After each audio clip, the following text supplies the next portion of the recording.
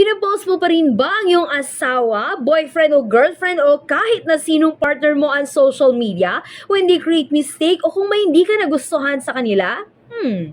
Well, let me tell you this. Better stop doing it. Just stop. Bakit? Kasi ang mukha nila ay mukha mo din naman. And of course, you are just creating an avenue for other people to talk about your relationship. At syempre, napakapangit din naman, di ba? Kung sa araw na ito, hate na hate mo sila. But after just 1, 2, or 3 days, sila na naman ang buhay mo. Nagpapasalamat ka na naman sa puwang may kapal dahil sila ang naibigay na partner mo. Grabe na yan, insan ha?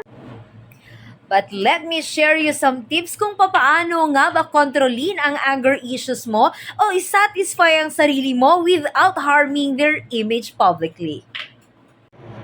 Dalawa lang naman ang tip ko para sa iyo. Una sa lahat ay syempre kinakailangan na i-review mo ang mga pinipost mo. Ano ang nilalaman nito and make sure na ito ay only you lang, para sa iyo lang. Ikaw lang ang makakakita at ikaw lang ang makakabasa. Marami dyan sa settings, tignan mo na lang.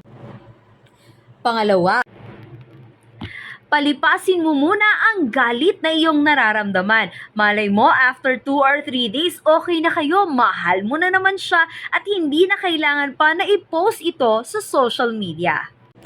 At ano nga ba ang may tutulong ng mga sinasabi ko sa inyo? Ito ay para hindi kayo maging subject of laughter ng ibang tao na makakakita sa inyo. Always remember, kung may problema kayo ng partner mo, ng girlfriend mo, ng boyfriend mo, o ng asawa mo, importante na solve ninyo ito ng kayo lang dalawa. Huwag na kayong mag-involve pa dahil hanggat dumarami ang mga taong nakikisawsaw, mas nagiging mahirap ang usapan sa pagitan ninyo.